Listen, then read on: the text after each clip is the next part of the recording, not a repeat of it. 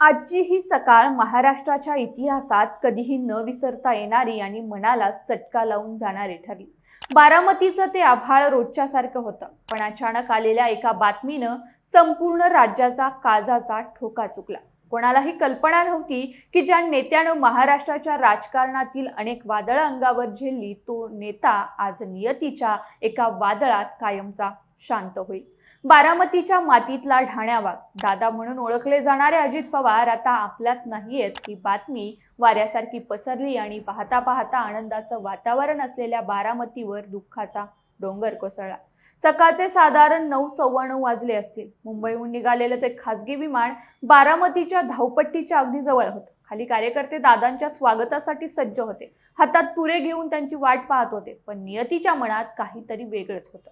लँडिंगला अवघे काही सेकंद उरले असताना विमानाचा आवाज बदलला आणि काही कळायच्या आत ते विमान धावपट्टी सोडून बाजूच्या शेतात कोसळलं।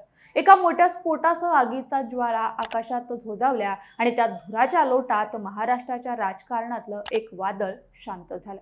अपघात नेमका कसा झाला याचं चित्र आता हळूहळू स्पष्ट होतंय। एअर ट्रॅफिक कंट्रोलच्या माहितीनुसार विमान लँडिंगच्या स्थितीत होतं, पण अगदी शेवटच्या क्षणी विमानावरचं नियंत्रण सुटलं। तांत्रिक बिघाडामुळे इंजिननं प्रतिसाद देणं बंद केलं असावं असा प्राथमिक अंदाज आहे। वैमानिक विमान वाचवण्याचा आटोकाट प्रयत्न केला, पण शेतात आदळताच विमानानं पेट घेतला।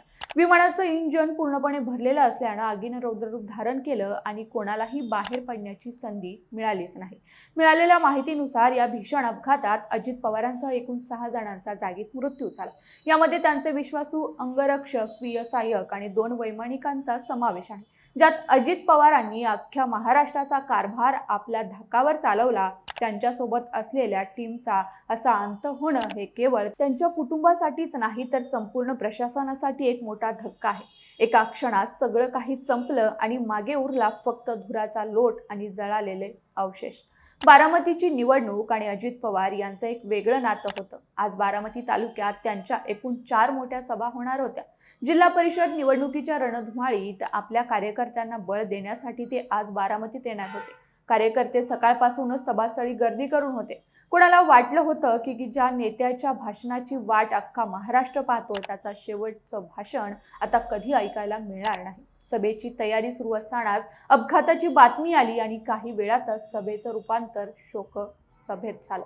या घटनेची भीषणता इतकी मोठी होती की स्थानिक प्रशासनानं आणि आपत्कालीन यंत्रणेनं तातडीने धाव घेऊनही कोणाचेही प्राण वाचवता आले नाहीत। अग्निशमक दलाच्या गाड्या पोहोचेपर्यंत आगीनं विमानाचा कोळसा केला होता। पोलीस प्रशासनानं तातडीने परिसर सील केला आणि तपास यंत्रणा कामाला लागल्या। बघता बघता बारामती विमानतळाच्या बाहेर लोकांची प्रचंड गर्दी जमली। लोकांच्या प्रत्येकाच्या डोळ्यात पाणी होतं आणि प्रत्येकाच्या मुखी एकच प्रश्न होता, आमचे दादा खरोखरच सोडून गेले का? महाराष्ट्राच्या राजकारणातलं अजितदादा हे व्यक्तिमत्व म्हणजे कामाचा प्रचंड वेग आणि स्पष्ट वक्तेपणा। पहाटेच 5ला उठून कामाला सुरुवात करणारा हा नेता आज असा कायमचा शांत होईल असं कोणालाही वाटलं नव्हतं। राजकारणात किती मतभेद असले तरी अजित पवारांच्या कामाच्या पद्धतीचं कौतुक आणि त्यांचे विरोधकही करायचे। मंत्रालयातील फाईली असो किंवा बारामतीतील विकास कामं, दादांचा शब्द म्हणजे अंतिम असायचा। आज हाच शब्द कायमचाच मूक झाला। या अपघातानंतर दिल्लीपासून गल्लीपर्यंत राजकीय वर्तुळात मोठी शोककळा पसरली। राष्ट्रपती, पंतप्रधान आणि मुख्यमंत्र्यांनी या घटनेवर तीव्र दुःख व्यक्त केलंय। विमान जुनं होतं का? हवामानात काही बिघाड होता का? की तांत्रिक देखभाल व्यवस्थित झाली नव्हती? अशा अनेक प्रश्नांची उत्तरं आता शोधली जात आहेत। पण या चौकशीतून काहीही निष्पन्न झालं तरी महाराष्ट्रानं आपला एक कणखर नेता गमावलाय हे कटू सत्य बदलणार नाही। बारामतीतील परिस्थिती सध्या अत्यंत तणावपूर्ण आणि भावुक आहे। शहरातले सर्व व्यवहार व्यापाऱ्यांनी स्वतःहून बंद ठेवलात। गावगड्यांच्या राजकारणापासून ते राज्याच्या राजकारणापर्यंत ज्या माणसानं स्वतःचं वेगळं स्थान निर्माण केलं, त्या माणसाची अशी एक्झिट सगळ्यांनाच चकित करणारी आहे।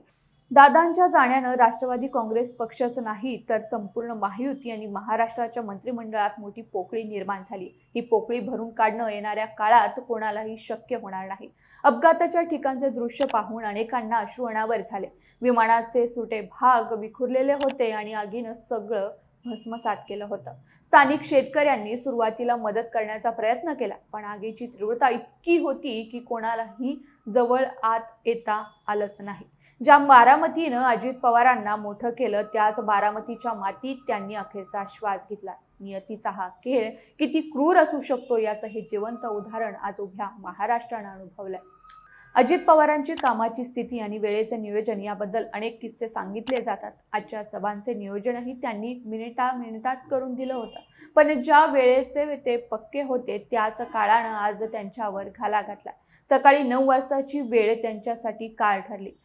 ज्यांच्या एका फोन अधिकारी ताळ्यावर असायचे, आज त्या अधिकाऱ्यांच्या डोळ्यातही अश्रू आहेत. महाराष्ट्राने आपला एक तडफदार प्रशासक आणि लोकनेता गमावला. सध्या घटनास्थळी फॉरेन्सिक टीम आणि विमान वाहतूक तज्ज्ञ दाखल झाले.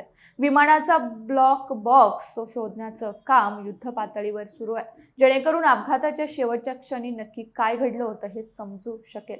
अजित पवार यांच्या जाण्यानं महाराष्ट्राच्या आगामी निवडणुकीच्या राजकारणाची समीकरणं पूर्णपणे बदलणार आहेत. पण राजकारणापेक्षा आता कुटुंबाचा आधार गेलाय. शरद पवार यांच्यापासून ते सुप्रिया सुळे आणि पार्थ पवारांपर्यंत सर्वांनाच हा धक्का पचवणं कठीण जाणार आहे. ज्या बारामतीनं पवारांना सदैव साथ दिली, त्याच बारामतीच्या भूमीवर हा असा दुर्दैवी प्रसंग यावा, यापेक्षा मोठं दुर्दैव दुसरं काय असू शकतं.